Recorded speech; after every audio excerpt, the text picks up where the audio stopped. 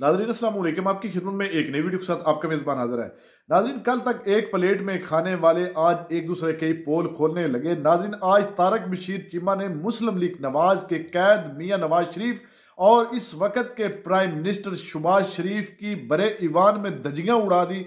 नाज़रीन, वो हशर किया कि शायद इससे पहले इतनी नाजेबा और गंदी गुफ्तगू वाली वीडियो आपने कभी भी ना देखी हो। वीडियो मुलाजा कीजिए, फिर इस पर तफसील से बात करते हैं। वजीर आजम, if I am follower of a corrupt person, दाम के 4 टकों से इनके सर में दर्द हो जाए, ये लंदन भाग जाते हैं। कितने मुल्क आपको बताऊं जनाब स्पीकर, जहां पर पाकिस्तानी सिटीजन हुकूमतों को लिख रहे हैं to tell prime minister of Pakistan to come clean.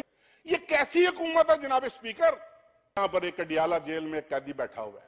Supreme court को जरूरत पड़ी तो मैं उनको भी नाम बताऊंगा कि वो अडियाला जेल में क्यों है। 2006 में ये कतरी शहजादे आए, ये लव लेटर्स आए, ये हम नारे मारने के लिए पैदा हुए हैं?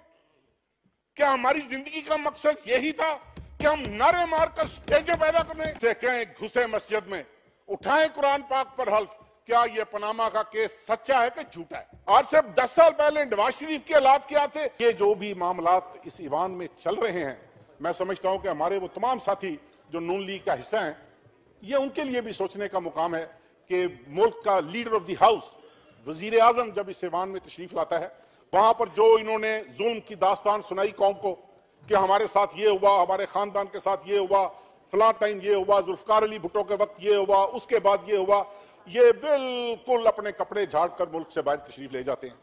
उसके बाद आ जाता है यहां पर ईवान में खिताब। हमने जब ना, उसके बाद ये टीओआर कमेटी बनाई गई जनाब स्पीकर, उस टीओआर कमेटी का बदकिस्मती से मैं भी हिस्सा था। हमने 3, 4, 5 माह जाया किए जनाब स्पीकर, 4-5 माह जाया किए इस कोशिश में, जानते बूझते हुए कि इसमें से कुछ नहीं निकलना।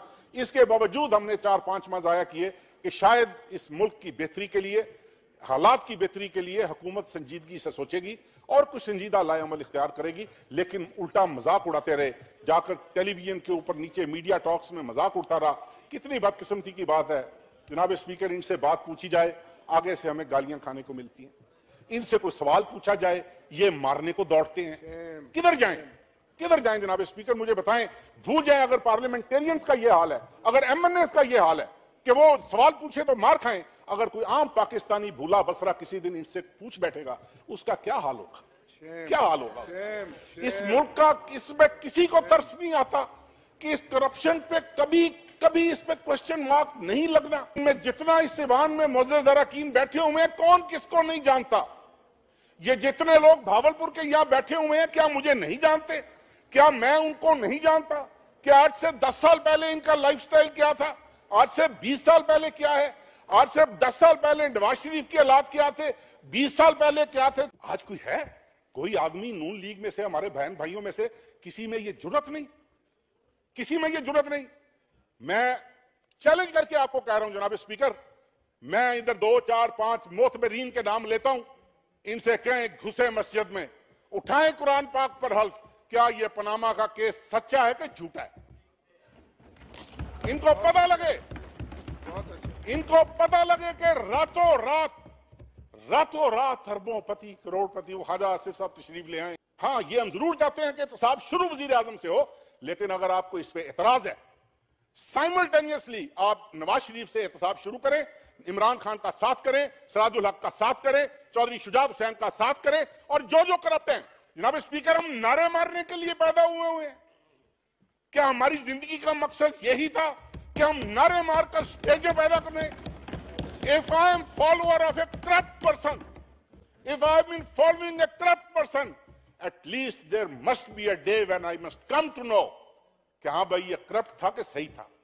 कुछ कहीं तो बस कर दो यार, कहीं तो बस कर दो। हद होती है हर बात की, हद होती है हर बात की। जनाब स्पीकर, यहां पर एक अडियाला जेल में कैदी बैठा हुआ है कि ये जनाब हमने 2006 में ये कतरी शहजादे आए, ये लव लेटर्स आए, ये फलाना आया, ये फलाना आया। ये आज इंटीरियर मिनिस्टर साहब से कहें मेरे साथ 2 मिनट मीटिंग कर ले, मैं उसका नाम भी बता दूंगा, और अगर सुप्रीम कोर्ट को जरूरत पड़ी तो मैं उनको भी नाम बताऊंगा कि वो अडियाला जेल में क्यों है। जनाबे वाला, जब मनी लॉन्ड्रिंग अरूज पर थी ना, अरूज पर थी, यहां से पैसे जाते थे, 8-10 अकाउंट खुले हुए थे। I am giving this statement on the floor of the house कि 3 दफा, 2 दफा, 4 दफा, जितनी दफा नवाज शरीफ गया है, नाश्ते का बिल, वहां पर एक 4 सीजन रेस्टोरेंट है, ये भावलपुर के एमएनएस बैठे हुए हैं, इसकी तरदीद करें उठकर। आज भी जाकर पूछें कि नवाज शरीफ के नाश्ते का बिल किसने दिया, नवाज शरीफ के दोपहर के खाने का बिल किसने दिया, और आगे फ्रंट पे कौन होते थे? जी मैंने जनाब, मैं मियां साहब, आप मेरे मेहमान हैं जी, आए जी बिस्मिल्लाह। वो पीछे वो बेचारा खुश रहा होता था, उसके गले पे छुरी फिर रही होती थी। ये कैसी हुकूमत है जनाब स्पीकर? कैसी हुकूमत है? गरीब से गरीब आदमी का बाप मर जाए, गरीब से गरीब मजदूर का, रेडी वाले की मां, उसका बाप मर जाए, वो कोशिश करता है कि अगर मेरे बाप पे कोई कर्ज था तो मैं उसको उतारूं। वो कोशिश करता है कि अगर मेरी बाप की कोई कोताहियां, सुस्तियां रह गई हैं तो मैं पूरी करूं। जनाब स्पीकर, ये कैसे बच्चे हैं? हर चीज जी मरे हुए बाप पे पड़ गई है जी, उसने वो वसीयत कर दी थी, मैंने ये सुना, मैंने वो सुना। कितने मुल्क आपको बताऊं जनाब स्पीकर, जहां पर पाकिस्तानी सिटीजन हुकूमतों को लिख रहे हैं to tell prime minister of Pakistan to come clean on Panama issue. कितनी टेलीग्राम्स रोज जाती हैं।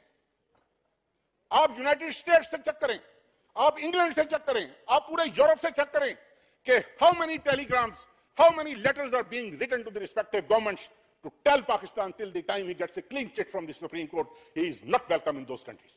कितना जुल्म है कि अमीर अमीर तर हो रहा है इस मुल्क में, गरीब गरीब तर हो रहा है। जो हुकूमत आती है, मैं किसी हुकूमत को बेल आउट नहीं कर रहा, जो गवर्नमेंट इस मुल्क में आई है, आज तक किसी ने कोई 5 साल, 10 साल, 15 साल का एक विजनरी को फैसला किया है किसी आम पब्लिक के लिए? उसका जनाब स्पीकर इस नैब ने पकड़ना नवाज शरीफ को, इस एफबीआर ने पकड़ना। ये वो इदारा है, federal board of revenue, the people who are improving his case every day, on daily basis his case is being improved. जो सवाल सुप्रीम कोर्ट में पूछा जाता है, अगले दिन उसको इंप्रूव करके उसका जवाब भेज दिया जाता है। ये कतरी 2 क्यों आया? कतरी 2 इसलिए आया कि दे डिडंट नो। ऐसे तो नहीं वकील बदले, ऐसे तो नहीं वकील भागे, they were all competent, they were all competent. उधर से बाहर निकलते हैं वो लोग जिनको जनाब स्पीकर, अब मैं कंट्राडिक्टरी बात इसलिए नहीं करता कि यहां पर तय हुआ है कि कंट्राडिक्टरी बात नहीं कर रही।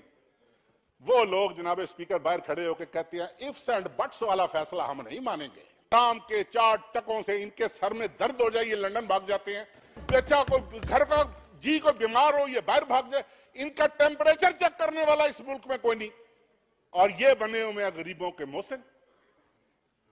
इधर से अरबों खरबों का टीका लगाते हैं, उधरों नमाज ईद के खलो जाते हैं। भाई मसीह ही बहुत बड़े ने भाई। No compromise at all. I being a Pakistani, I am telling you very categorically, अब बाहर खड़े हुए लूले, लंगड़े, बहरे, गूंगे किसी पाकिस्तानी से पूछें, वो कहेगा कि पनामा का एक एक लफ्ज हकीकत पर मबनी है। नाजरीन, आपने वीडियो मुलाजा फरमाइए। नाजरीन देख ले, तारक बशीर चीमा जो कल तक इमरान खान पर तनकीद करता था, इमरान खान पर ताबड़तोड़ हमले करता था और इनके साथ बैठकर बड़ी हंसी मजाक इनकी निकलती थी, लेकिन आज देख ले इन पर ही बरस पड़ा। किस तरह उसने नवाज शरीफ को पनामा भी याद करा दिया, शहबाज शरीफ की धज्जियां उड़ा दी, सारा कुछ कच्चा छट्टा बड़े ईवान में खोल के रख दिया है। लेकिन नाजरीन, इनका कोई दीन ईमान नहीं है। ये जितने भी इस वक्त कोलिशन गवर्नमेंट बनकर बैठी है, ये अपनी मुफाद परस्ती को देख रहे हैं। जब इनके सामने हड्डी डाली जाती है तो ये खुश हो जाते हैं, जब हड्डी नहीं डाली जाती तो ये एक दूसरे पर ही बड़कना, गन गर्जना और एक दूसरे के पोल खोलना शुरू कर देते हैं।